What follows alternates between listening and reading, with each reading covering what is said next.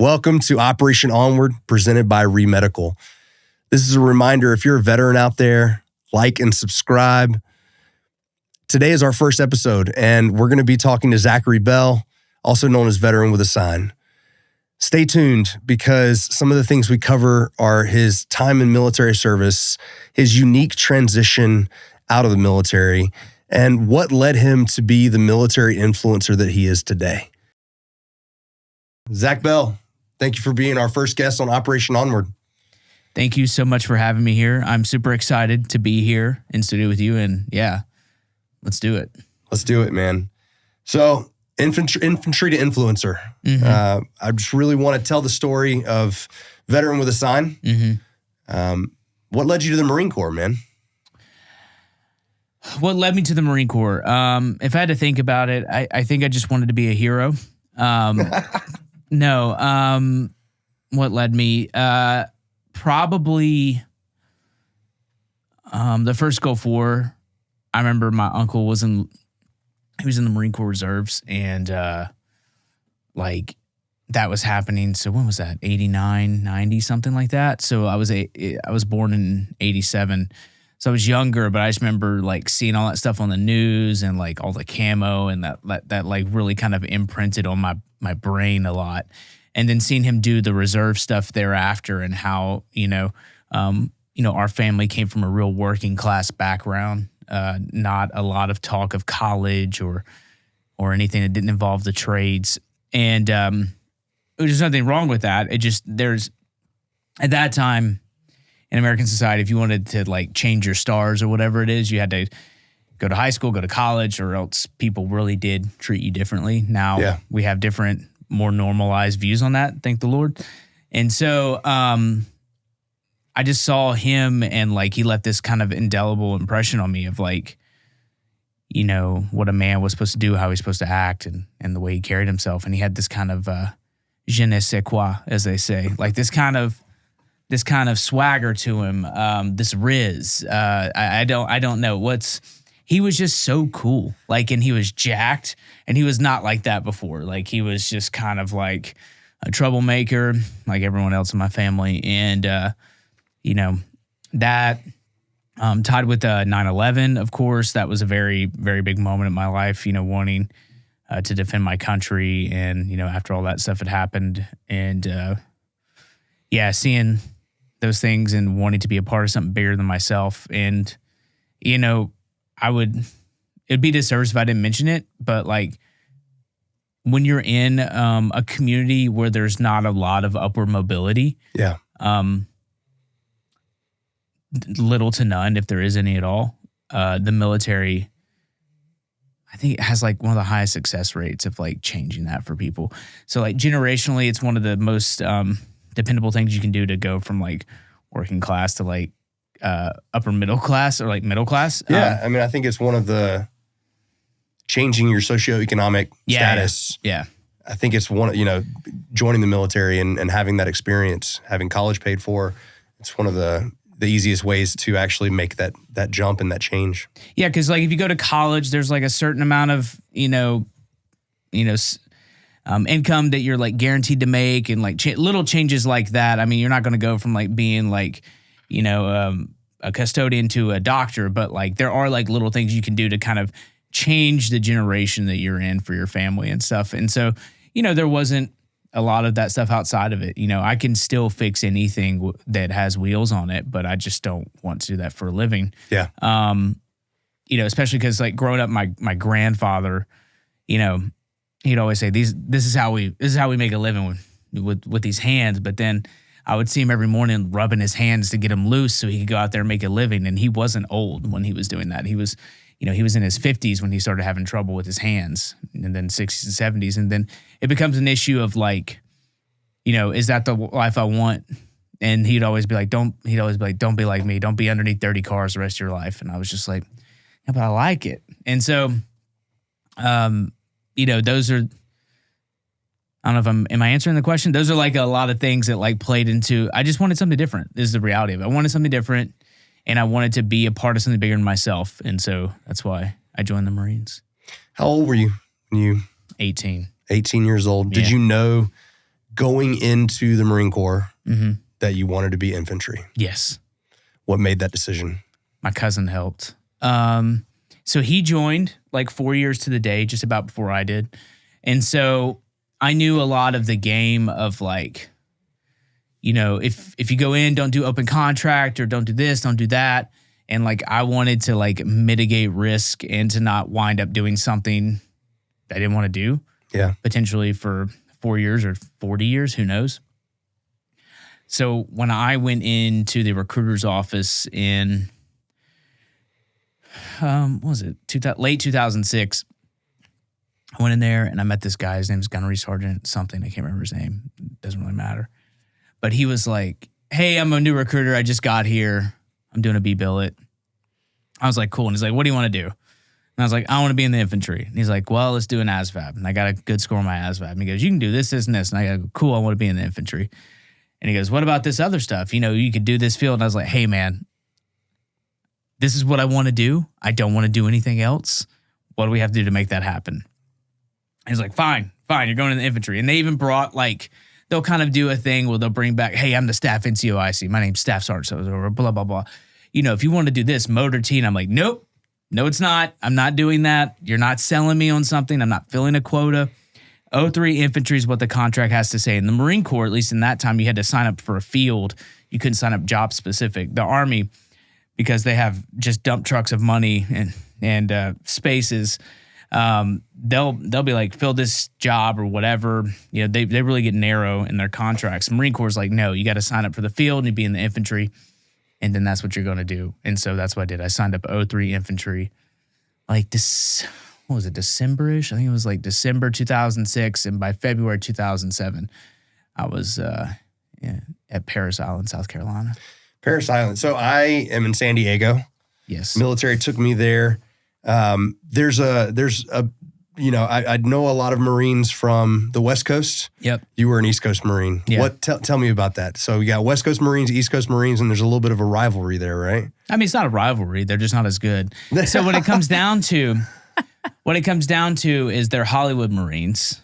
I don't know. It's a real big thing. There's like a lot of hills and stuff in their boot camp in San Diego and stuff like that. In South Carolina, like you're in a swamp. You're literally in a swamp.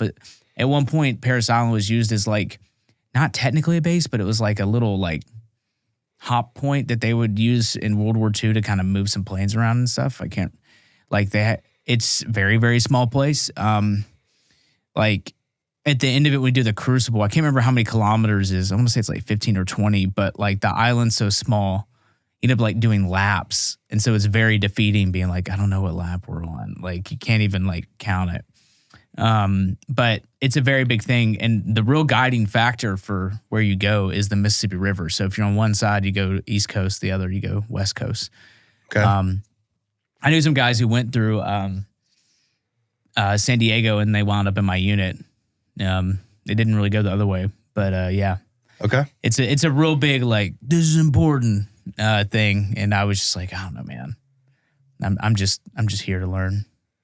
So from Parris Island, you went to School of Infantry. Yes. Tell me about SOI. Well, they looked at me and they said, oh my God, it's Jason Bourne when I showed up. Why is everyone laughing? No, it was much more of a thing of like, I tell you what, it was really cool. I'm gonna try not to swear, but I have to for this story. So you go into this big auditorium and they break you up into the infantry fields and the MCT field. So MCT is Marine Combat Training. They probably name it something different now, as the military does. They add names to schools that never change. But MCT is for non-combat MOS, and SOI, School of Infantry, is for combat MOS, Infantry Training Battalion. So MCT, they go out to the field for like 3 weeks straight. They're literally just like out in the field. A lot of them, it's the majority of combat training they'll get, and they won't really do a lot of stuff outside of that other than like annual rifle training. With us, it's just the beginning of learning our jobs in the trade. And so then they look at you and they take you to this big auditorium. They're like, hey, you chose infantry. You know, now you got your piece of paper and get out your thing, and you're going to pick which one you want to be, and we'll break up into your classes. And so then they bring out the instructors one by one, and they like do a pitch. And the 0351 is this assaultman rocket guy. And he's like, hey, I'm Sergeant so-and-so. If you want to be a hero, you want to shoot rockets, you sign up, you be an assaultman. Let's go, The 0341 guy comes out and he goes, hey, my name's Sergeant so-and-so. If you want to drop rounds and hang out at the fob and play spades, you trying to be a mortarman today. Let's go, And then the machine gunner guy comes out and he looks like a fullback. And then he's like, hey, I'm Sergeant so-and-so. You want to put rounds on the target from, 2 kilometers away. You let me know, be a big bad devil dog machine gunner like me. Let's go. Blah, blah, blah. You put 0331 on your sheet. And then I wish I could remember this guy's name. He was just kind of, I don't know, he just deceivingly came out, like he didn't seem like he really cared. He just couldn't care less. And he walks out, he looks at everyone, he puts a dip in his mouth and he goes, you want to be in charge of those fucking idiots? You sign up to be 0311. and I was like, bing! And I wrote 0311 three times. I wrote 0311 3 times on the paper and then I wrote it on my hand so I'd never forget. Well, you are a Marine. Yeah. Of course, but I did it upside down, true Marine Corps style. But yeah, I chose that, and then away we went. So it's a breakdown into the MOS stuff. So like, really, you're doing like small unit tactics. It's really kind of a trial by fire thing. Like there's a certain amount of hikes you got to do, which seem impossible at the time. They're really not. And then you just like go out and do like field maneuvers, which are really just it's kind of a low level haze fest. Yeah. Like they're really just trying to test your ability to be uncomfortable. That's the number one skill I learned in the military is I can be uncomfortable anywhere. It's like my number one superpower. That and I can sleep anywhere. Yeah. I could sleep right now. In 30 minutes, I could fall asleep in this room with you talking to me. Like that's the sign. That's the one trait I picked up as an infantryman is they're like, got to be able to catch some Z's when you can. I'm like, okay, shut it down, turn it up, go. But you're there for, 3 months total, I think it is. From the time you get there to the time you leave. And no, it's not 3 months. I don't know, 12 weeks, something like that. And, during that time, I also, got engaged. I got married. And, not long after that, I was sent to my unit, 1st Battalion, 6th Marines. Camp Lejeune. Camp Lejeune, yeah. Alpha Company. Company. Which I was super bummed about. So you're a girl dad, just like myself? Yes. So your first daughter came along pretty soon after getting to Camp Lejeune, right? About a year later after I got there, yeah. And then when did you find out you were heading to Afghanistan for your first deployment? So at that time, we were part of the 24th MU, the Marine Expeditionary Unit. And this is kind of a weird time in the war. It's weird to say this now. But at the time, Iraq was actively scaling down. Mm-hmm. There were green zones. There was chow halls and like good living. And, they had basically sewn up dynamic combat operations in Iraq. So the war was shifting to Afghanistan, but no one was really sure of the scale to which President Obama would do that. And so Marine Expeditionary Units, the MUs, they're bases. They're like mobile bases. They respond to, international incidents. They do a lot of like peacekeeping missions and they're like presence patrolling mainly in like around like Southeast Asia and stuff like that. Just to like maintain like security presence in those areas wherever we have interests. So they had told us we were going to go to like the Mediterranean and stuff. That's like where we could expect to be. And I was really bummed about that because I didn't want to miss the war, because if you're in the infantry, you want to deploy, because if you don't deploy, you might as well not exist. It's a curse to not be to not deploy. So we did the whole workup. We found out my wife was pregnant with my first child somewhere along the way. And then about a month out, they said, hey, you're going to Afghanistan. And I was like, what? It's like February 2008. And I think it was January. And it was January 2008. And then like we had pre-deployment leave. And it went from you're going to the Mediterranean to Afghanistan. And so I'm home on pre-deployment leave. And while we were home on pre-deployment leave, miraculously, my daughter was born So you got to be there for your first daughter's birth. Yeah, I technically went AWOL for like 24 hours, but it was all right. They told me to come back, and I was like, I'm not coming back. And they're like, well, what do you want to do? And my platoon sergeant was cool, but like he was notoriously known for not being cool in those moments. He had a real hands-on approach to leadership that was not widely accepted. Like he was a drill instructor, and then he was asked to not be a drill instructor anymore. If you catch my drift, I don't want him to, whatever, I don't care. Yeah. I didn't do it. So yeah, it was like, he always did these weird tests. And that was one of them. I was like, hey, Staff Sergeant, I'm not coming back. Like my wife's in labor. I'll deal with whatever consequences you have for me, but I'm going to be here for this. And he was like, good to go. And like, he respected me for once. And he's like, you'll leave with Charlie Company. It's no big deal. And like, but prior to that, he'd be like, I'll kill you, boot. Like he would just like yell at people all the time. And, I was there, and that was incredible to be there with my wife and my child. And I was here for 2 days. And then I started making my way to Afghanistan after that. It took about a week. 2 days. 2 days I was here. Yeah. So after your daughter was born. Mm-hmm. Day 3, I was in the Nashville airport, like shipping out. Wow. As far as deployments go, it was pretty good. I mean, it was my first one. I didn't really have a lot of metrics on that. To Garmsar, Afghanistan in 2008. We were there until July. We had a lot of assets from the MU, so we had direct support of like air and artillery. So, we really kind of maintained fire superiority on the battle space the whole time. So it always felt like we were advancing and not, like on the back foot. That one was harder though, because we were just like living outside like animals. Like I didn't call home. When the mission launched, by the time I got to Afghanistan, I was there for like 2 weeks at Kandahar Airfield. And then 2 weeks, no, not 2 weeks. I was there for like 2 weeks, and then the mission launched. I didn't call home for 90 days. So like we were out there like in the wild where the fight is, on the like very edge of the known world is what it felt like. Yeah. Like we would walk until you'd see nothing, and then we'd turn around like, okay. And then that was it. So what was the mission for that first deployment? I mean, honestly, as I look back, we were just trying to disrupt, Taliban operations, in particular the cultivation of opium, of poppy into opium, which is fueling the insurgency. It's paying for it. Yeah, it's paying for all of it, yeah. 70% of the world's heroin comes from that part of the world. So it's part of the Golden Triangle, so we're just trying to like interdict and, cut their ability to fund insurgency. Had a few things that happened, but nothing really too dynamic, I was behind a wall when an RPG hit it, and it got me and my squad leader got blown off of it. That was pretty cool. We lived, but we didn't know the dirt walls that were indestructible.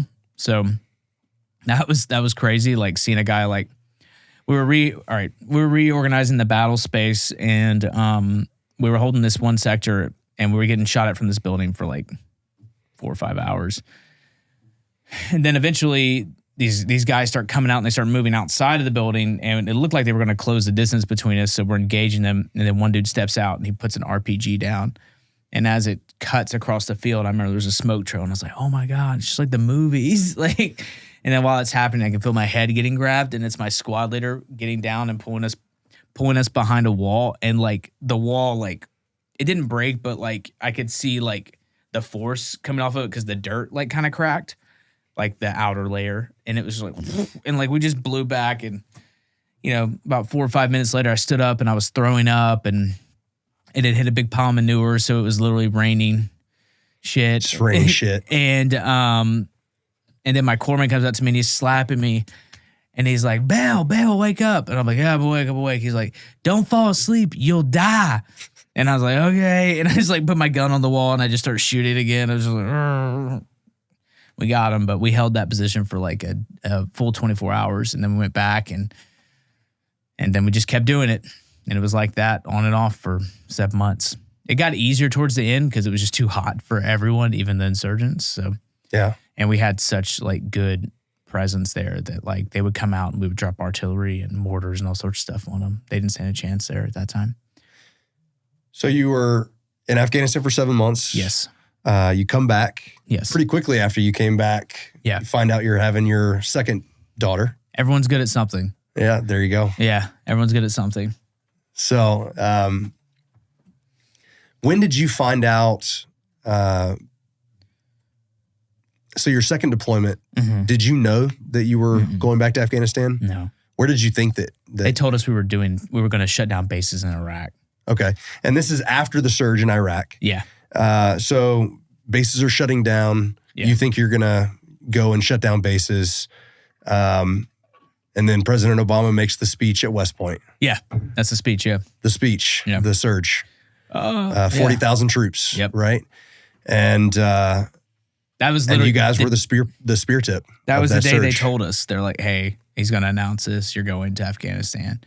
You have 30 days to be ready. And I was just like, dude, she's going to kill me. And the hard part about that was having to make a run on all the stuff to like storage, put things in different places, figure out how to get home, tell her all those different things. And it was so unnecessary because it's not like a plan that had really just shown up. They had obviously had this plan in place for a while. It just sucked that we were the last ones to know.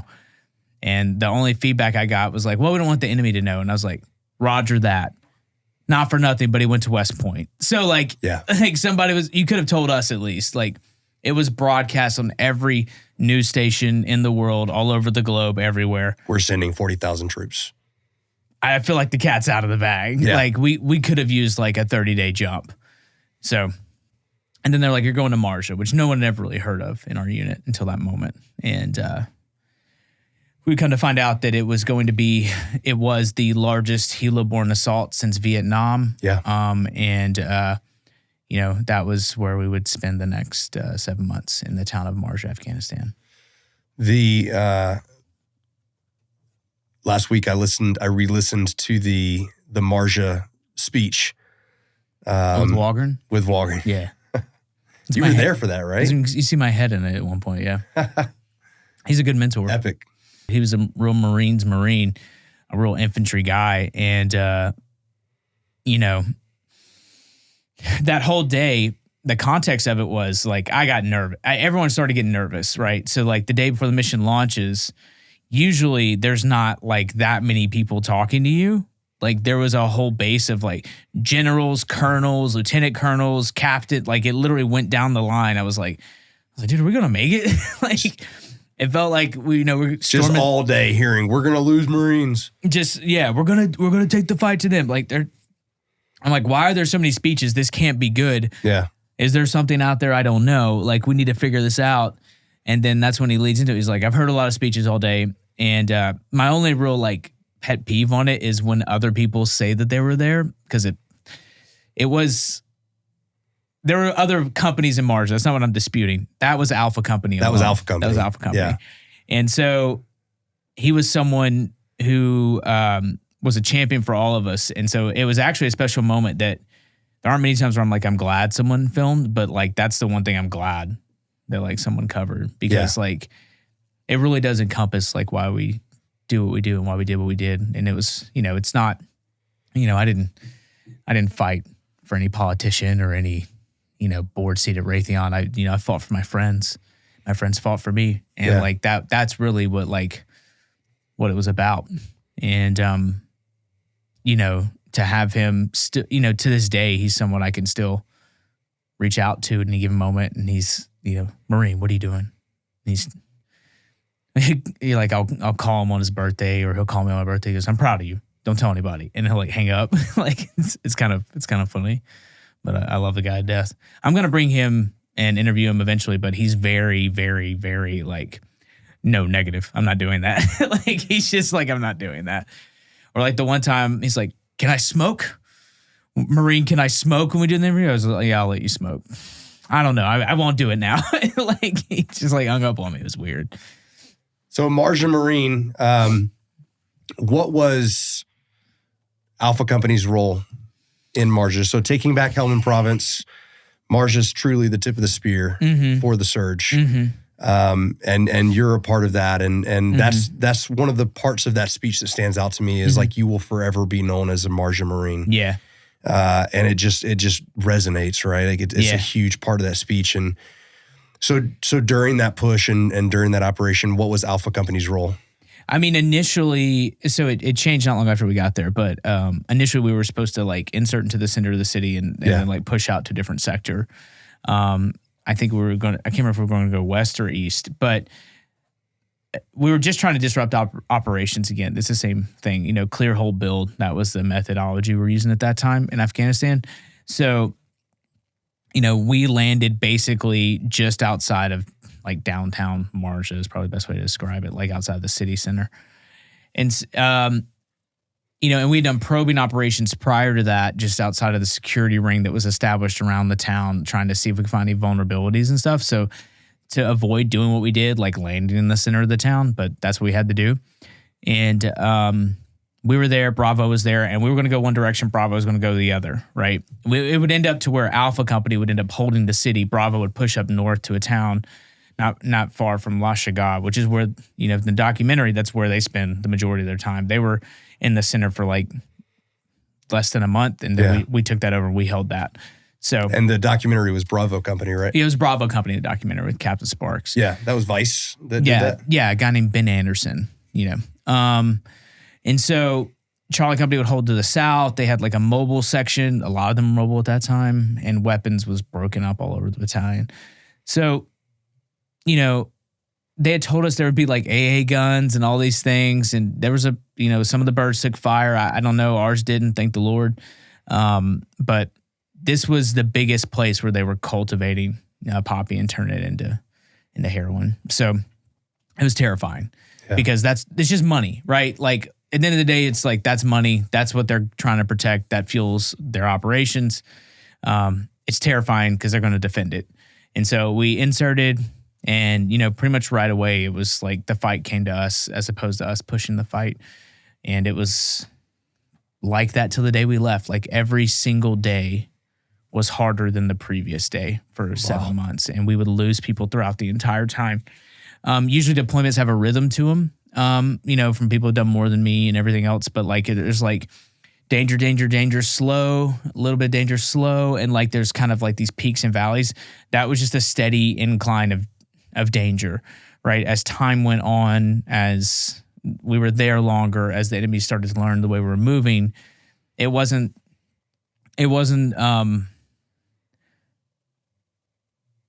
no one died because of any mistakes that were made, is what I will say, to the best of my knowledge of everything that I observed. There was no like someone not paying attention or something like that. It was literally like the enemy was learning from us day in and day out and the things that they were doing.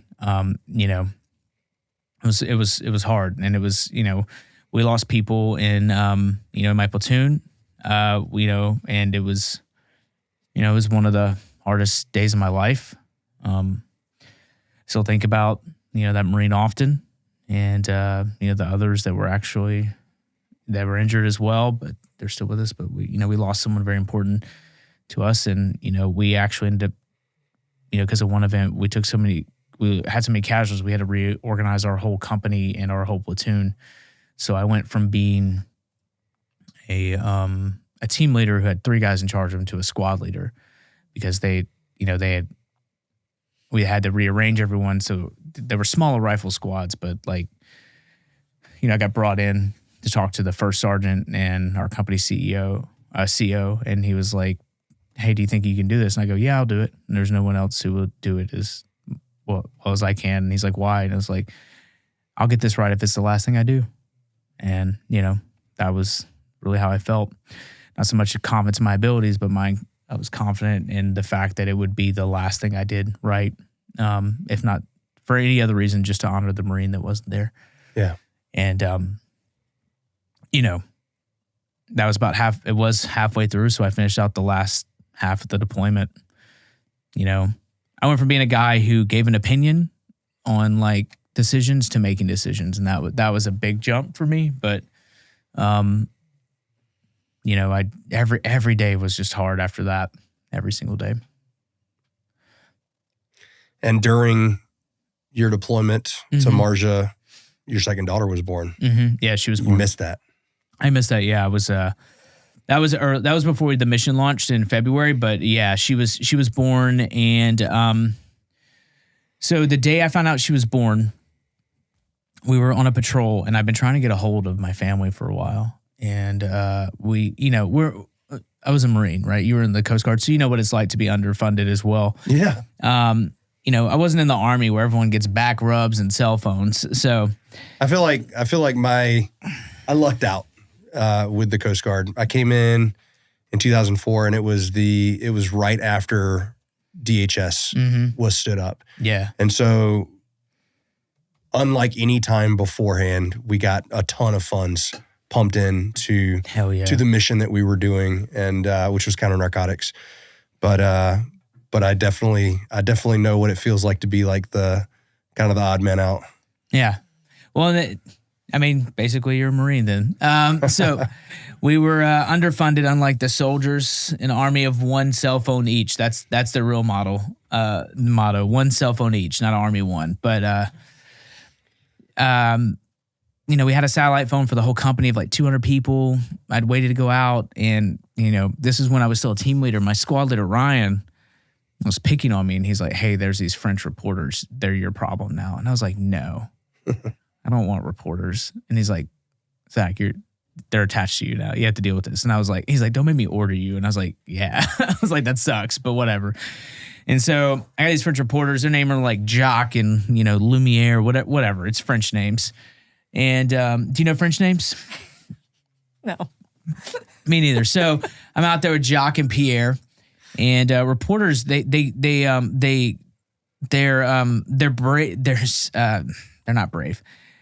They have no situational awareness, and they don't really understand where they were, and so they tend to get into bad situations and then put everyone else at risk. So we're like out there doing a patrol, and it couldn't have been like 500 meters to 1,000 meters outside. I don't think we hit checkpoint 1 yet, maybe. And then all of a sudden they drop. Rounds start coming in, they drop, boom, just flat like crepes. And I'm like, "Hey man, we got to go. We're in the middle of a field. It looks much like this table. There's no cover. There's no concealment. We got to start moving." And I'm putting rounds on target, and where we're getting shot at. And he's like, no, we are not moving. And I was like, "Dude, we're gonna move. We're gonna die. Like, that's just it. You're gonna die." And he's like, no, I'm scared. And I was like, "Listen, you're gonna die if you stay here." And he's like, "I'm not moving." So I was like, "Oh God." So I start shooting again, and I grab him by the back of his flak, and I literally drag this guy. My other guy on my fire team drags the other dude. And so we get to cover, we stop there, consolidate, carry on with the mission. Pretty much the same thing keeps happening, except this time they're behind cover until we get all the way back. And like, it was the longest like day at that point I had. And so we get back, and I'm first team leader, so I'm running the Mako gate, so I'm counting people, 1, 2, 3. I'm setting it up, and Jacques and Pierre are like, "Monsieur Bell, thank you so much. You saved my life, and I'm so grateful. If you ever need anything from me or the Associated Press, you let me know." And I was like, "Hey, roger that. Listen, I'm going to call in that favor. Here's the deal." And so I tell them the story about my daughter, my wife, and I haven't heard from them, and all this stuff. And I'm like, "It's been a while, and I'm sure you have a cell phone. Can I please borrow your cell phone?" And he's like, "Regretfully, I do not have a cell phone." And I was like, "You don't have a cell phone?" And he's like, "Oui." I was like, "The Associated Press, they sent you out here to report on the war in Afghanistan. They didn't give you a cell phone?" He goes, "Oui." I was like, "Okay. All right, here's the deal, Jock. I know you got a cell phone. I didn't send you out here without a cell phone. You're going to let me use it, or I swear to God, I'm going to take you out there, and no one's going to stop me, and no one will ever find you, and that's going to be the end of it." By this time, like, all my Marines have like started to circle around me. They're aware of what's happening. They're like cracking their knuckles. They're like, "We'll do it, bro. We mean nothing to us," And he looks at me, and he looks around at my Marines, and he looks at me again, and he opens up his flak, and he hands me his phone. He goes, "America's country code is 01. And I snatch it from him. I go, "You're goddamn right it is." So I just like dial it up, and I call my wife, and it felt like a lot longer than it was. She says it was like 30 seconds maybe, and I found out my daughter was born, and then I gave the phone back to the guy. I remember the last thing I said was, "I love you. Don't call this phone again. It belongs to a French reporter." And so like I hung it up, and I looked at all the guys, go, "It's a girl," and then like all my boys screamed, and it was really cool. But that was the moment that I knew I wasn't going to be in the Marines anymore, though. That was the exact moment that I made the decision. I was like, I'll never do this again. Yeah. I'll never do this again. Hey, I hope you guys are enjoying the episode. Operation Onward is presented by Remedical. And if you're a veteran out there struggling to navigate the VA system and just need some guidance and some assistance, reach out to Remedical for a free consultation, and they'll get you on the right track. Now back to our episode. How soon after you got back from Marja were you transitioning out of the Marines? So I got back in July, and it's funny. The first thing we did was we went to Disney World, and so remember I told you about my hair. It's Where really, dreams come true. yeah, where dreams come true. My hair was really, really blonde, and so in the photos, still to that, in these photos, my hair is really, really light. And I just think it's kind of hilarious that like 30 days prior to me being in Disney World, I was like, contact front, But then like jump cut, I'm like, smile, Tinkerbell's here, smile. And like my daughters and my wife have no idea like how rapidly my life has changed over the course of 30 days. I wasn't like talking about that then. It's just kind of a weird thing to think how quickly, I don't know how long it took them to come home from World War II, but I feel like they had more time to decompress than I did.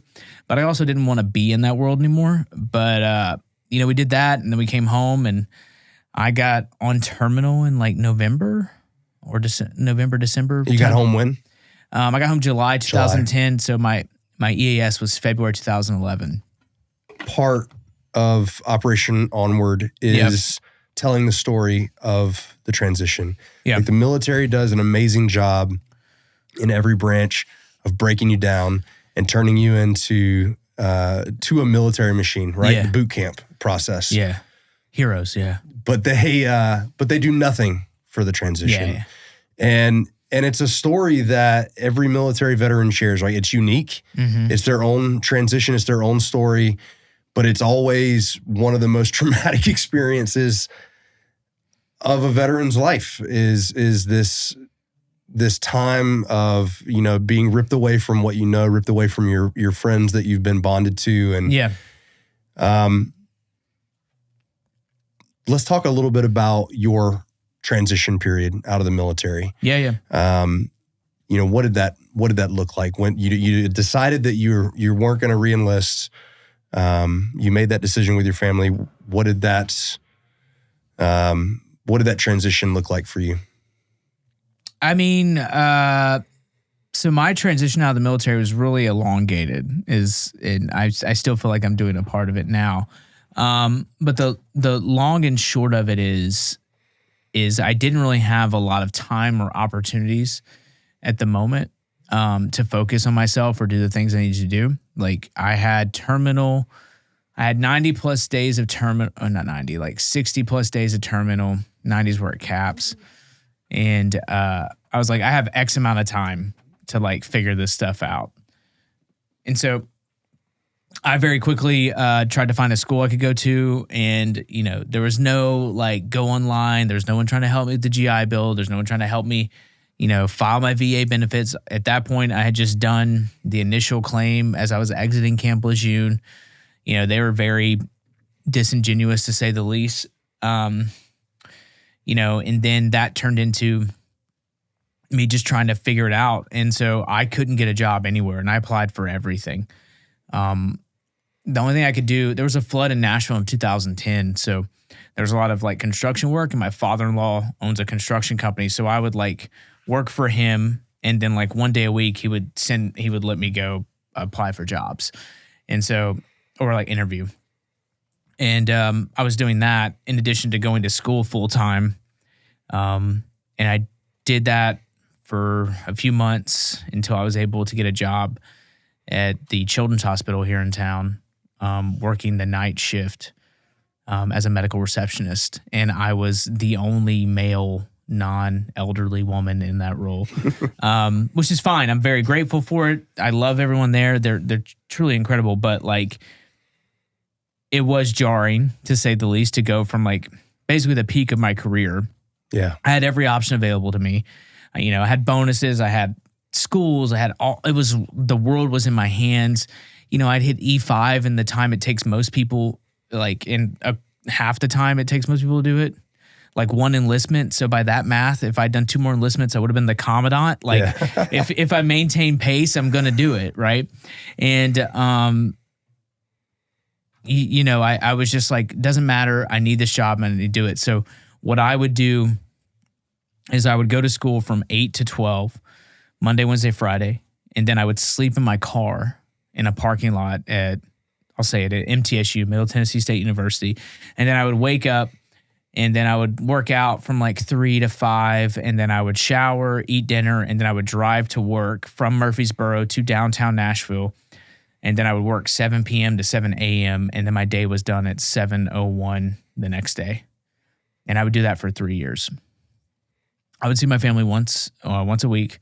And that's what I would do just to get through that. And it was brutal. It was absolutely brutal. Like I was like literally like living out of the back of a car. Every time I would try to move forward, something bad would happen. Trying to get my benefits fixed and everything else. And I'm also trying to, figure out, my transition and how I feel about stuff. And I didn't really have a lot of time. Yeah. I didn't have any time to focus on me. I didn't have money. I didn't have anything. And everything I did was just I get through school, I get the job that I want to do, and I'll be able to move forward with this. That's what's going to happen. And that was just I kind of lived in this weird limbo for like 3 years until, I found out at that time, Lipscomb University didn't have the Yale Ribbon program prior to that, but they did, which is the Yale Ribbon program is kind of gap funding for private schools. So the GI Bill will pay the highest in-state tuition, and then Yale Ribbon fills that gap. And like offhandedly, I had really good grades post-Marine Corps in college. Not the one semester I did not. Pre-Marine Corps, I had 1.67. So that was bad. But post-Marine Corps, my grades are pretty good. And I sent in an application. I wrote a letter. And like literally like a month later, I heard back. And they're like, hey, guess what? You've been accepted into Lipscomb University. Blah, blah, blah. And then that put me on a whole different path of doing other stuff as well, which kind of continued to push me towards this veteran advocacy point of wanting to help veterans transition and to learn more about like their military, their abilities post-military service. But still at the same time, I'm kind of barely holding it together. And but I didn't have to worry about it because I had a mission. My mission was go to Lipscomb, and then I graduate Lipscomb, and then they're like, hey, do you want to go to grad school? And I'm like, I don't know. Can I get in? And I applied, and guess what? I got in. Whoa. And then I was able to kind of like work my way through that from 2011 to 2016. But in May 2016, when I finally popped my head up and I looked around, I had run out of goals, I'd run out of missions, and I still wasn't like all the way there. And so that was when I started to try and work on, some of the things I'd been through and trying to prioritize that stuff and work on myself, And that's when I really started to lean into like, therapy, literally any type of thing I could do. There was this place I went to where they like put magnets on your head. I'm like, cool, put magnets on my head. I don't care. It doesn't have to make me all the way better, but what if I get 5 to 10% better? You know what I'm saying? Hyperbaric oxygen therapy, red light therapy, sound therapy, whatever. I was signing up for all of it. And like little by little, I started to kind of find pieces of myself and who I was before everything that had happened. But what I'd come to realize is that I was doing better than almost every friend I've ever had. And a lot of it was because of my wife, especially my wife, my 2 daughters. But they just weren't in the same spot. And no one was advocating for them. No one was trying to, what am I looking for? No one really knew what to do. And so at this same time, when I'm finding out stuff, I'm just sharing stuff on social media just as Zach, kind of casually, like, hey, if you need this, let me know, or here's the thing I'm doing, blah, blah, blah. I went to this veterans retreat where, we went to this game once and got to see the Kansas City Royals, and they made a run at the World Series the same year they won. And like we met the team, and like they were really cool. And so, I would share photos of stuff like that. Like, this is awesome. Thank you for this opportunity. Save a Warrior was the program's name at the time. They're really cool. All right, like the next thing, like little by little, I was doing these things, and I realized like all this information is kind of gate kept a lot, and I really started to hate that. One thing I was gonna say, and you mentioned it, is the struggle of like when you leave the military, really don't set you up. A lot of places do, but in terms of like with your benefits, right, and what to look for, I think that's a main thing that you and I me, especially in my everyday work, is one of the most common things I hear is, I didn't even know that this was available to me. Or I didn't even know that what steps I should take, what I needed to do. Like, nobody told me that, right? Like, when I was in the service, they just told me to suck it up, don't go to medical, deal with it. And now that I'm out, it's like, where's do you have everything documented? This and that and the other thing. And I think that's the most common thing that I hear every day from veterans is like, I didn't even know that this was available to me, or at least what my options are, right? So I think that's a huge thing that us as advocates, and you guys especially, veterans, that needs to change. What are some of the resources that you utilize, that in your transition out of the military? What were some of the resources, foundations? Yeah. Kind of your opportunity to highlight some resources that are available for the veteran community. Yeah. I mean, initially when filing my claims and stuff, a big thing I always tell people to start with is their state veterans officers. The VSOs. The VSOs. Like 9 times out of 10, those are people that are like truly advocates, mainly because most of them are retired. It's probably a job I'll pick up at one point. Like they don't have to work a lot of hours, but a lot of them do. You should totally be a VSO. I think, well, I mean, like if I have to pick one, like it's a pretty cool gig. Like it's, as far as like government funded jobs, like it's a state, county official, like they're there to work with people. And I feel people don't use them as a resource overall. And, and I say as someone who actually worked pretty closely hand in hand with our state veterans office. So I am a little bit biased. I like the work they've done for many years. I even helped to work with them. And when it was a state senator, Mark Green, now he's my congressman, to help pass a bill that got $500,000 for veterans mental health for 5 years. So like I've seen firsthand like government advocacy and legislature work at the state level. So I'm a big advocate for that. I've worked with them. The Boot Campaign's an incredible organization. They help out, treating the veteran from top to bottom, inside and out through their overall health program. It's very individualized. Semper Fi Fund, they have a multitude of programs and projects. When the government shut down, they were there for a lot of people. Like I didn't know that the government could shut down. That's kind of crazy. Yeah. I remember when the shutdown happened, like the first shutdown happened. It's like 13 or 14, something like that. And what the hell? Yeah, dude, and I just like leveled out a bunch of stuff, personally and professionally. And then they're like, hey, the school's not covered or your GI Bill's not coming. I was like, sweet, that's so cool. They help and back stopped a lot of those things. There's a ton of organizations that I found. I continue to find them every day. Like, VETS is an organization that helps veterans do psychedelic therapies. The Mission Within, same program. I love them as well. I'm a big advocate for that. The Shepherd Center out of Atlanta, who does state-of-the-art brain injury, PTSD treatment through their Share Military Initiative. I mean, the list goes on and on and on. And so when I was looking into all these things and kind of dabbling with each one of these programs, the number one thing I found is that everyone I know doesn't know about this stuff. Yeah. And that's a problem. Because we're the people they're trying to serve, and we don't know about it. So, like, what's the deal?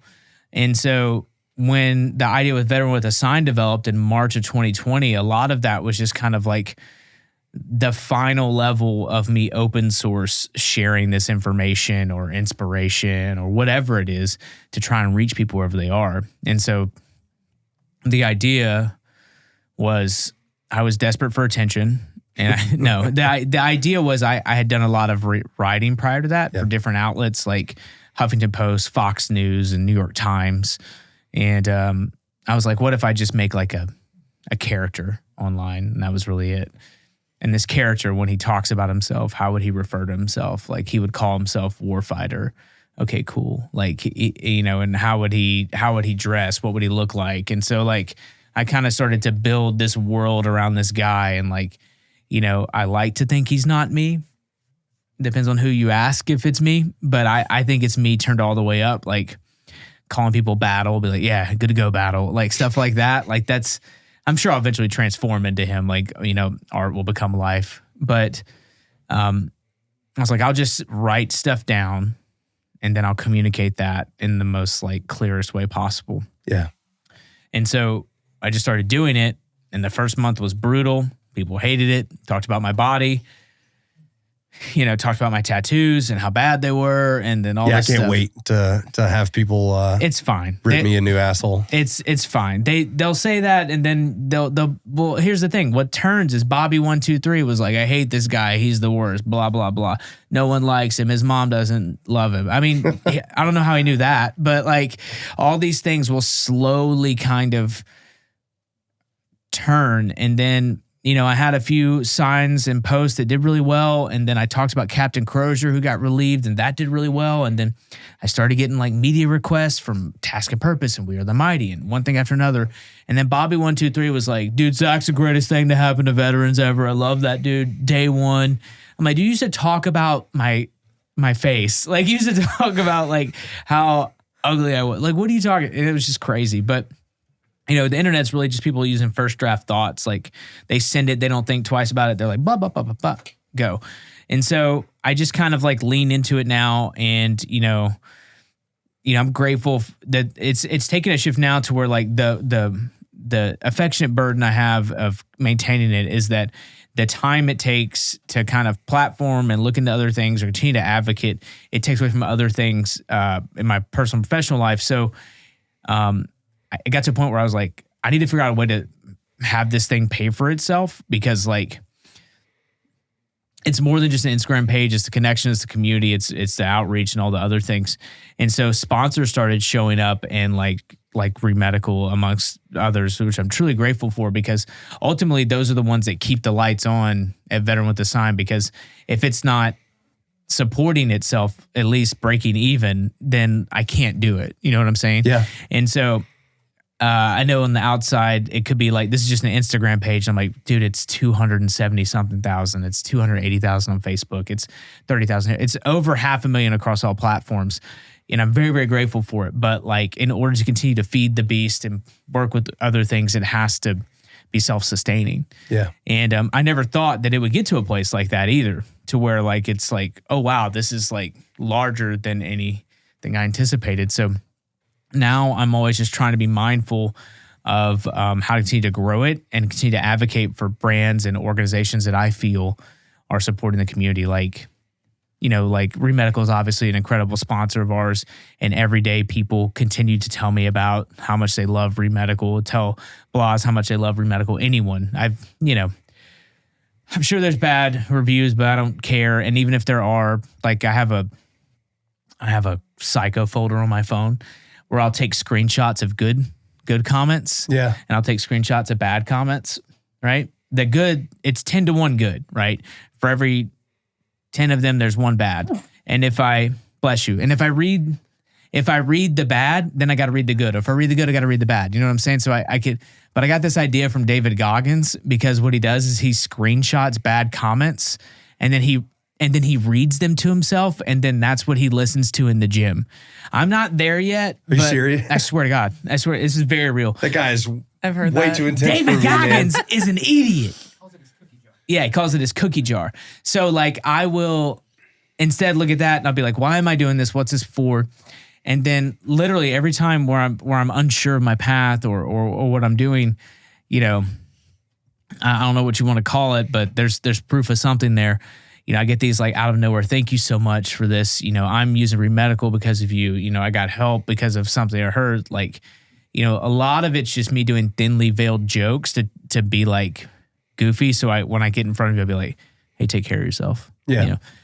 Stuff like that. Like I've been doing a bunch of memes lately, and today I've got a post that I've been thinking about like all day, and I've been like trying to find it. And I've been trying to find like the moment for it, because I don't know when I'm supposed to do these things, but I know when I feel it, if that makes sense. And I feel like this is the thing I have to talk about this week, So Veteran with a Sign. Yes. Conglomerate. What is the mission? Yeah. I mean, I absolutely love what you're doing. I love the After Action podcasts. Shout out. No free shout outs. Well, that's a free shout out right there. Yeah. I love your podcast. I love Thank the you, After Action podcast. I love Veteran with a Sign. But why? Like why are you doing it, and what's your mission? On the podcast or Veteran with a Sign? I would say Veteran with a Sign. I mean, Veteran with a Sign is just a way to kind of free form, bring a community together, and just kind of, the goal is to bring people into the world through nostalgia, humor, and entertainment, and then to slowly inform them about other things. Yeah. In particular, veterans resources, mental health, and things like that. And like I'm able to do a lot of that stuff because the partners I have, Remedical, GovX, Wiley X, these are the people that help keep the lights on. So I'm able to like sit in my office listening to Post Malone and think about like witty ways to write on cardboard. But like I'm literally like just ruminating. Ruminating. Mm-hmm. That word. I'm ideating and thinking about ways to use digital media platforms to like get in front of others. Cause like the algorithm, all platforms, they call them signals, right? So like if you like a post, that's a signal from you to the algorithm. It'll push stuff towards you. But the signals won't be what you want if I can't get stuff in front of people, but I can't do the same thing over and over again because it just won't happen. Like if it sees there's repetition in what you're doing, it'll push it down. So I'm always trying to go up and down with the platform to try and engage people in different ways. And so the goal of that is just to kind of continue to grow like the veteran community and things that are good resources for us. I mean, just in the time I've started doing this to talking about like psychedelics was like a secret no one could talk about, to now it's legal in Texas in some aspects. They're passing forward legislation. Man, I hope that's one. Now you had mentioned that earlier. Yeah. Is that actually a treatment that you yourself have experienced? Yeah. Tell me about that. I mean, I did it in like 21 or 22. I can't remember the exact year. It's on my phone, but I did it when I had to hide and lie about it and sneak down to San Diego. I'm a huge advocate. I mean, the studies and the research are showing that these are short-term therapies that have long-term lasting results. Yes. Right? Which is the exact opposite of the pharmaceutical world, which is long-term therapies with, as soon as you come off of medication, right? So I'm a huge advocate for psychedelic therapy for veterans with PTSD, with just going through life and transitioning. But I mean, do you ever think that that's going to be supported by the VA? Do you ever think that's going to be widely available to the veteran community? I don't know. I mean, I almost feel like because of the pharmaceutical world. I mean, if they can figure out how to put it in pill form, then it will be, is the long and short of it. They can figure out how to tax it. Yeah. If they can figure out how to tax it, then all of a sudden this world will open up to people. But the long and short of it is there's a ton of research by multiple different organizations, whatever side you lean on, right, left, who cares, that support psychedelic therapy for trauma. Yeah. What I did was I flew into San Diego. We drove down to Tijuana, and I did ibogaine treatment. Then I did 5-MeO DMT, and that was the organization called VETS paid for it, but it was facilitated by another. So the organization is VETS, Veterans Seeking Psychedelic. I can't remember what it stands for now. Veterans. Helps out, boss. Veterans Exploring Treatment Solutions is the organization that paid for a grant for me to go, and the Mission Within was the organization that facilitated the treatment. Okay. So I went down there. It was a guided therapy. Yeah, it's guided therapy. It's not like going out to Coachella or Bonnaroo and just doing something wild. There was a sitting in a tent. There was that would be cool. There were doctors, there were EKGs, there were nurses, there were IVs. Like the highest level of care that can be applied to you. So you do the first medicine, which is ibogaine, which is, I believe it's from a bush in Africa. And it is a detoxing, cleansing psychedelic solution that has actually been used before for people who have addiction issues. It's been used to treat opioid cessation. So people who have like horrible opioid addiction, they take this, they're done. Okay. And so you take that, and then it hits the parts of your brain that attack addiction and all these different things. Basically cleans out your brain, and then you purge it out. And then literally the next day, you do 5-MeO-DMT, which is the same drug that's secreted when you die. But Right. Yeah. you do that, and then you go back to the real world. Thursday, Friday, Saturday, Sunday, back Monday. Yeah. It was sick. Life-changing. Life-changing. Life-changing, without a doubt. I've done a lot of different things in my life, but without a doubt, it's the single greatest experience I've ever had as far as healing goes. And everyone in my life was super skeptical of me going. They were like worried, which made me want to do it more.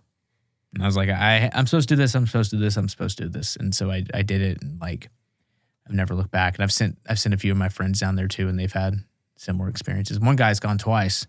So yeah, my mom is. So we're talking, growing up super conservative, right? Mm-hmm. Southern Baptists. Yeah. And my mom has been a nurse for over 30 years and almost 40 years now. And I remember I was trying to kind of get her on board with the whole like microdosing and having her understand the medical benefits that come from it. And we watched that documentary, How to Change Your Mind. Yeah. Have you seen that one? No, I haven't. So it's, I can't remember what, it's on one of the streaming services. Okay. But it's Nicola, look up How to Change Your Mind. Please. I'm trying to. So the person that did this documentary wrote a book, and he's basically he was the game changer in psychedelics when it came to Michael Pollan. I was about to say Yeah. Michael Yeah. Pollan or Yep. Andrew something. It's Yeah. Michael Pollan. Michael Pollan, yep. So, but he changed the way On Netflix. psychedelics are viewed, right? Yeah, like he yeah. changed the research and actually started to show the benefits of these psychedelics. And so, but I remember watching that with my mom, and it was kind of cool to see the light bulb in her Yeah. head go off. And it's like, oh, there actually are true medical benefits of this. Yeah. Here are the facts. Every day until we're 60, the chances increase every single day that we're going to take our lives as veterans, right? And it's based off the data. After that, we're good, apparently. Or maybe they stop counting. I don't know. But according to the data, until we get to 60, it's rough every single day until we hit that number. So I look at it as we don't have a lot of time, so why not try everything? Yeah. Which is why I do Veteran with the Sun. Why not try everything? I don't think I'm like the golden child of knowing stuff. But if I can get the word out about one thing, maybe somebody will contact me. Maybe people will tell me about stuff. Maybe I'll be able to get attention on different things. Those are the things that I'm always thinking about. And so that's really where it is, day in and day out. And if I continue to drive towards that, that's what needs to happen. Because ultimately, we need to pull out the stops, and whatever solution works. However kooky, crazy, or unorthodox it sounds, let them try it. Who cares? Because everything we're doing now isn't having the greatest outcomes. So now it's time to be like, okay, what are the new ideas, and how can we save lives? And that's what I want to do. We've got to, it's your passion and advocacy and for getting the word out and combating veteran suicide has been something that has drawn me to you and your mission and your message, and you're a genuine person about that, man. I appreciate that. I mean, I'm selfish. I can't do it again. Yeah. I can't put anyone else in the ground. I hope I never have to. I'd like to think that I won't. Who knows? But I at this point in my life, I'm going to go down swinging. I can't be like, whatever I can do, I'm going to try and do, and if maybe, my time will come, and I'm hopeful now that I'm surrounding myself with enough good people to be there for me when I'm in the darkness, and they can pull me out too. So that's all I'm trying to do. As we're wrapping up, Nicola and I are really grateful to be here with you today. And where does if you're a veteran and you're not following Zach Bell, Veteran with a Sign, you're not a part of that network, you need to, but where can the veteran community and everyone find you? The best place to go is veteranwiththesign.com. It's got all the social media platforms there. Facebook, Instagram, TikTok, YouTube. Check out the podcast there, the After Action podcast. It's a labor of love, but we love doing it. There's Kick, there's Twitch, there's, if there's a place I can be, I'm out there on it. But betterwiththesign.com has all of that information there. There's little icons at the top, so it's really easy. Nice. And if you're a veteran out there and looking for assistance with your medical compensation through the VA, check out Remedical presenting Operation Onward podcast.